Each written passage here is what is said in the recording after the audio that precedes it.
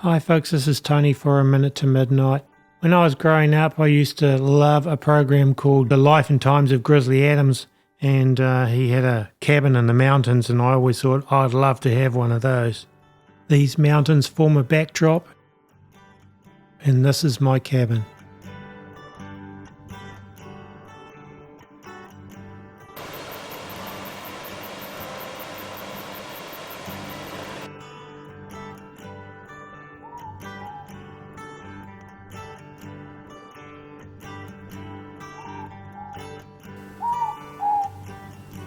There are a number of reasons why people choose to have off-grid cabins.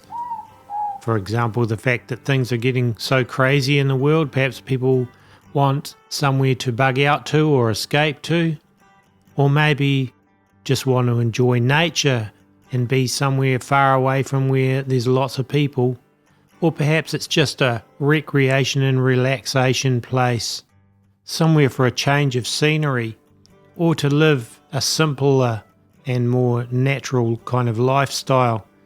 Now, I don't live in my off-grid cabin. In fact, I don't even own my own home. And I don't own this wonderful land around me, but I'm blessed enough to have some good friends and blessed to be able to build an off-grid cabin on a tight budget in this beautiful landscape.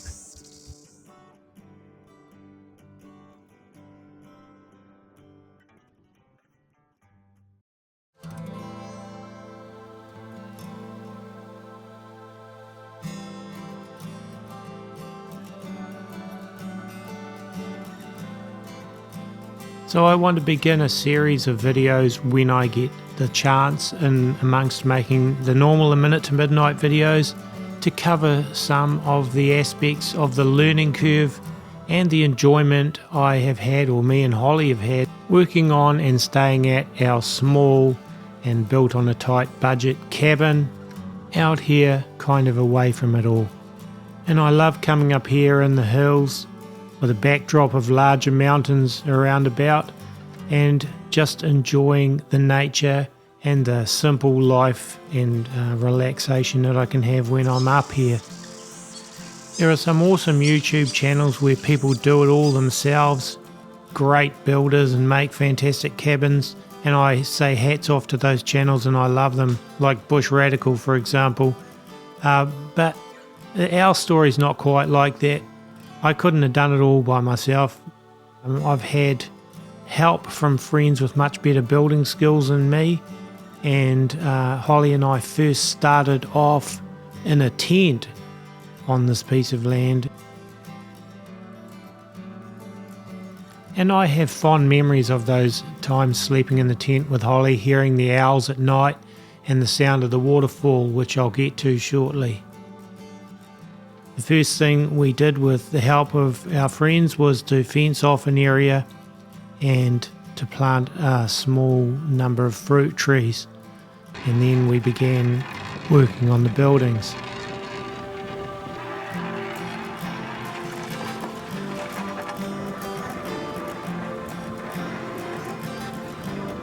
And I have to fence it off for the fruit trees and things because for a start there's cattle that are in the adjacent fields at times, and also wild deer.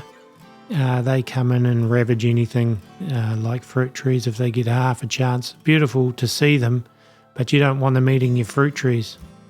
So I have a little solar powered electric fence running around the perimeter of around about just over 1/4 of an acre. During the drier months I can often get my car right up to the cabin, but there are quite a few months when it's wetter, when I can't get my 2-wheel drive car up there at all, and a 4-wheel drive at times, even that is dicey, and it's either a tractor or having to walk the last few hundred yards to the cabin.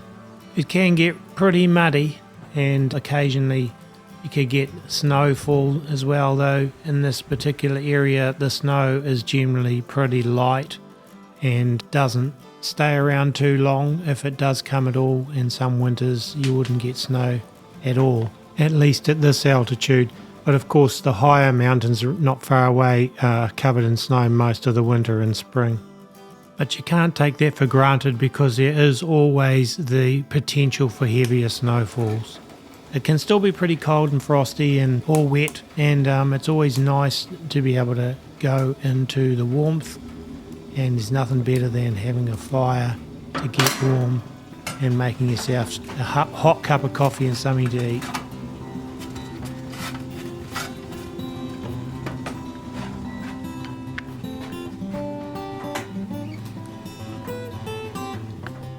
You can hear it but can't quite see it, but look what is across from the cabin below the pine trees on the other side of the gorge. I love the sound of the waterfall, it just adds to the tranquility of the place.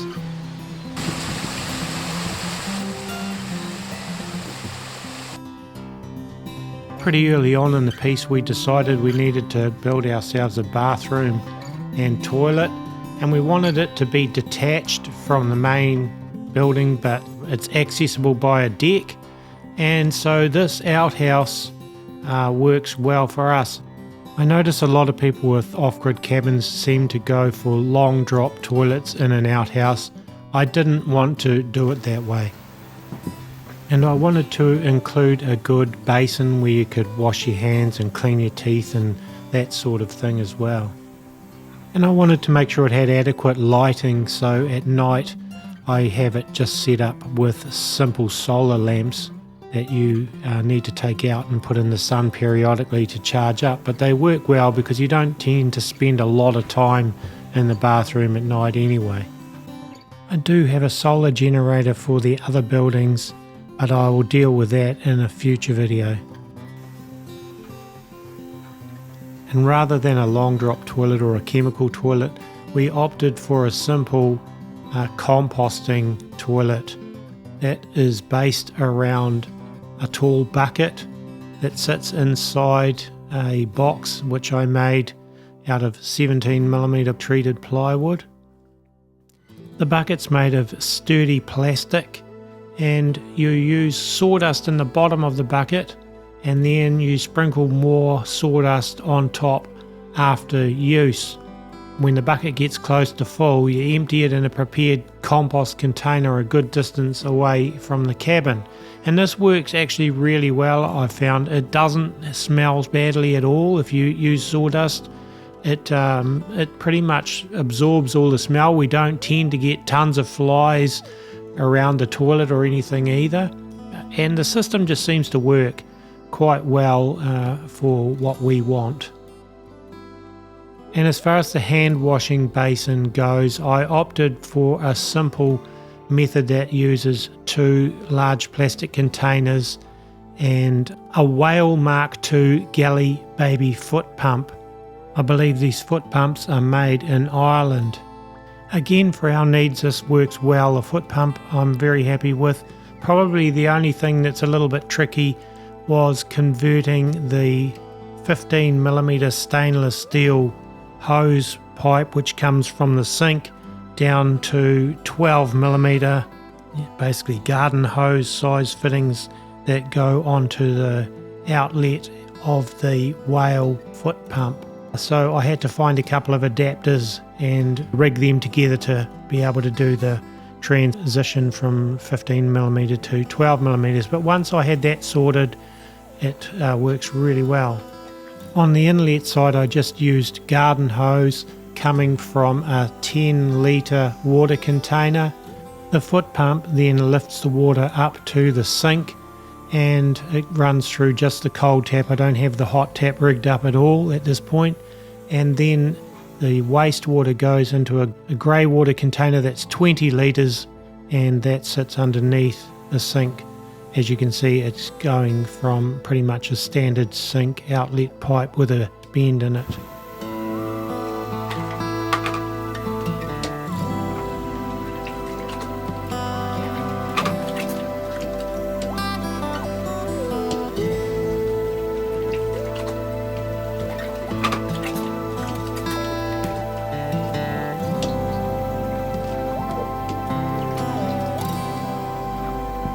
Using the foot pump conserves water really well, and when the wastewater container gets full, I can just take it and use it to water the plants in the orchard, which certainly when it's dry is helpful.